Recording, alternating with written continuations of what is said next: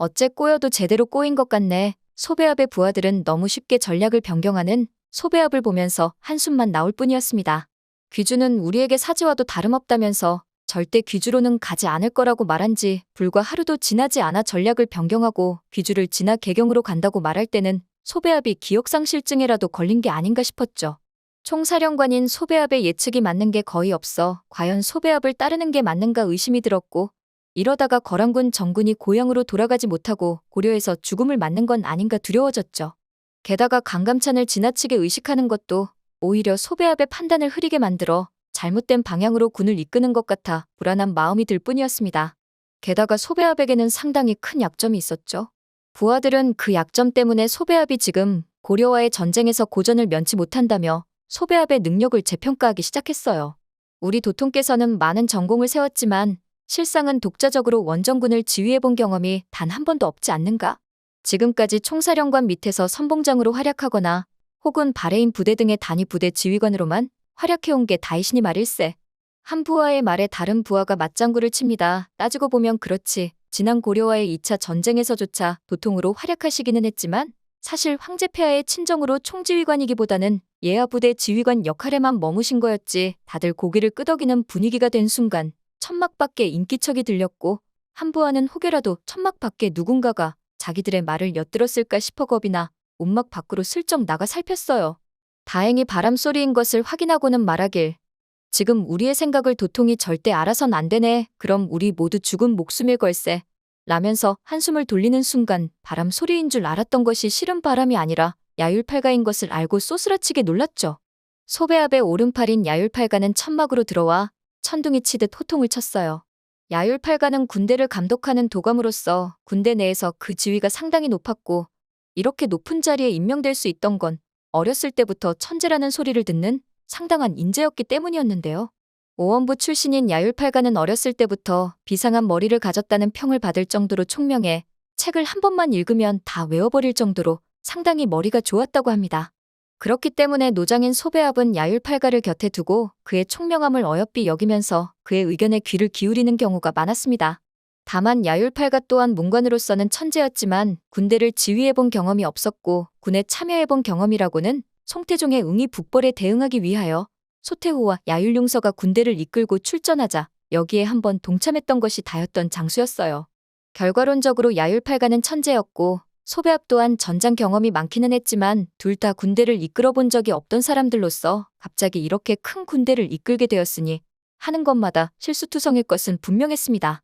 거란의 소배압 옆에 야율팔가가 있었다면 고려의 강감찬 옆에는 김종현이 있었습니다. 소배압과 야율팔가가 이끄는 군대의 분위기가 침울하고 사기가 저하되었다면 강감찬이 이끄는 고려 군대는 군사들의 사기가 하늘을 찌를 듯했습니다. 상원수와 부원수가 시키지 않아도 늦은 밤 잠을 자야 할 시간 자지도 않고 스스로 알아서 무뎌진 창끝을 갈며 전의를 불태울 정도로 사기가 충만했죠. 창끝을 다듬는 모습을 보며 다가온 강감찬이 거란군과 싸워본 적이 있냐고 묻자 한 군사가 스스럼없이 대답합니다. 네, 싸워본 적이 있습니다. 싸워볼만 하던디요. 처음에는 소문만 듣고 벌벌 떨었지만 막상 붙어보니 해볼만 했습니다. 그러자 홍주에서 온 군사가 말을 덧붙이길. 이제 거란놈들이 우리 고려군을 두려워할 겁니다. 아무리 두드려도 무너지지 않으니까요. 라고 답하며 자신의 가슴을 두드려 보았어요. 아마 우리더러 지독한 놈들이라 할 겁니다. 라는 그의 말에 모두 미소 지었죠. 그러자 강감찬이 힘찬 목소리로 답합니다. 우리가 이번에는 거란을 전멸시킬 걸세.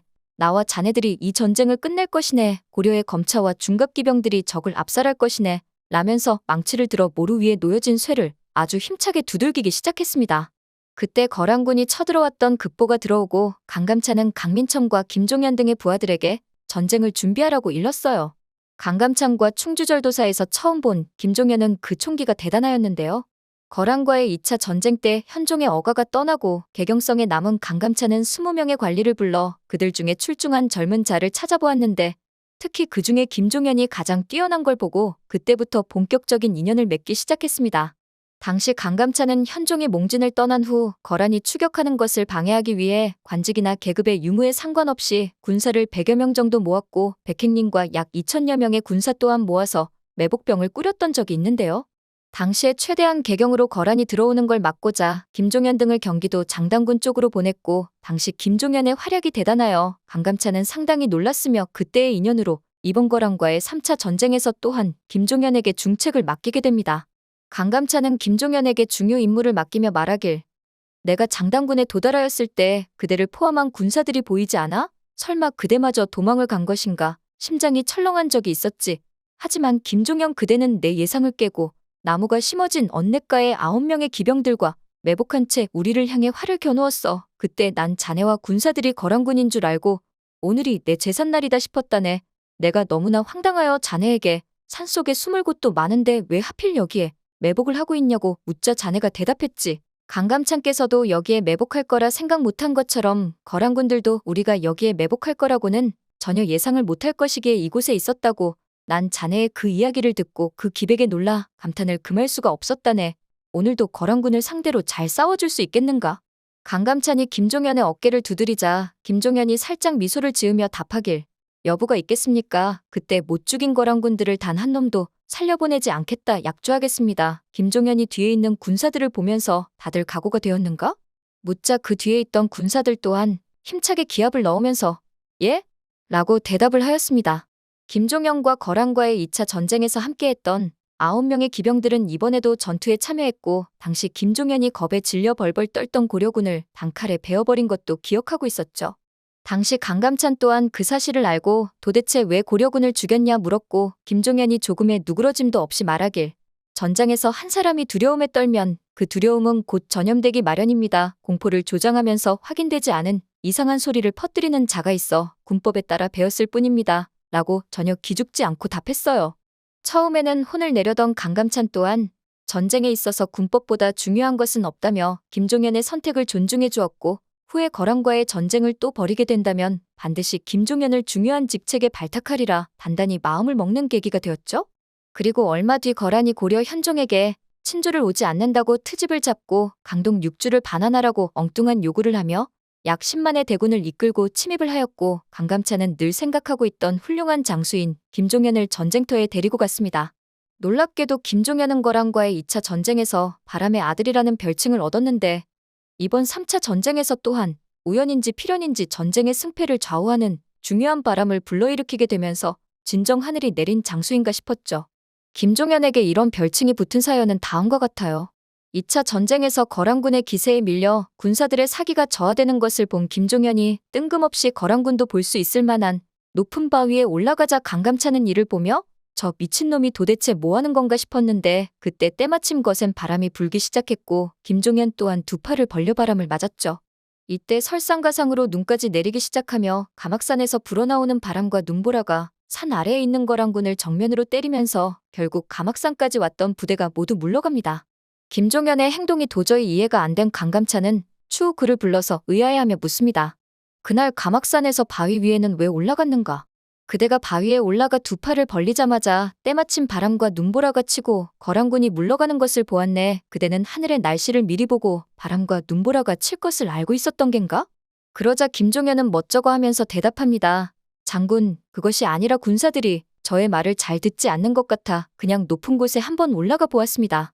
김종현의 싱거운 대답을 들은 강감찬은 껄껄 웃으면서 지나가는 소리로 그럼 그대는 바람을 부르는 자인가 보군. 이라면서 그 순간을 지나갔는데요. 단순히 우연이라고 생각했던 이 일이 거란과의 3차 전쟁에서 또 발생하게 되고 이것이 고려의 대승을 이끌게 되면서 강감찬은 또 한 번 깜짝 놀라고 맙니다.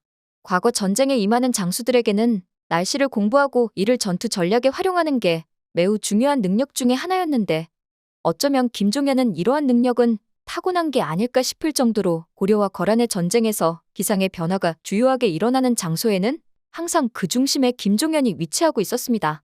여러 번의 우연이 겹치자 강감찬은 김종현에게 자네는 진정 바람을 부르는 자이군 이라면서 김종현의 능력을 인정해주기도 했습니다. 고려의 문신으로서 귀주대첩 당시에는 병마판관의 지위에서 전쟁의 승리를 이끄는 결정적인 역할을 했던 장수 김종현은 직도 전략을 구사했던 소배합을 패하게 만든 결정적인 장수 중에 한 명이었는데요. 삼수체의 패배는 신경 쓰지도 않고 무조건 개경을 향해 달리기만 하는 소배합을 보고 당황한 강감찬은 김종현에게 기마병 1만 기를 주어서 거란을 쫓으라고 명합니다. 한편 현종과 고려의 백성들은 청야 전술을 펼치며 거란과의 결사항전을 진행 중이었고 때마침 뒤에서는 김종현이 이끄는 고려군 기병이 바짝 쫓아오자 도간에 든 쥐 꼴이 된 소배압은 차라리 강감찬과 대회전을 치르고 거기서 이긴 후 물자와 보급, 퇴각로를 확보한 후 다시 개경으로 진격을 하든지 만약 실패하면 압록강을 건너 퇴각을 하자며 급하게 개경을 떠나기로 결심을 하죠. 강감찬의 명령을 받고 거란군을 쫓아 개경까지 온 김종현과 부대원들은 다시 귀주로 향하는 거란군을 쫓아서 북진을 하기 시작합니다. 그렇게 소배압의 거란군 9만 명의 기병과 귀주성 앞 평원에서 강감찬의 20만 명 고려군 보병은 목숨을 건 전투를 치르기 시작하는데요. 사실 이때까지만 해도 거란군이 유리했던 게 평원에서는 기병이 보병보다 훨씬 강하고 바람의 방향 또한 거란에게 유리한 상황이어서 똑같이 활을 쏘아도 그 화살의 방향이 고려군에게 불리하게 작용하였기 때문이었어요. 날씨가 겨울이라서 북풍이 불었고 바람의 방향까지 염두하여 전쟁에 참여하는 소배압과 강감찬이 이를 모를 리가 없었죠.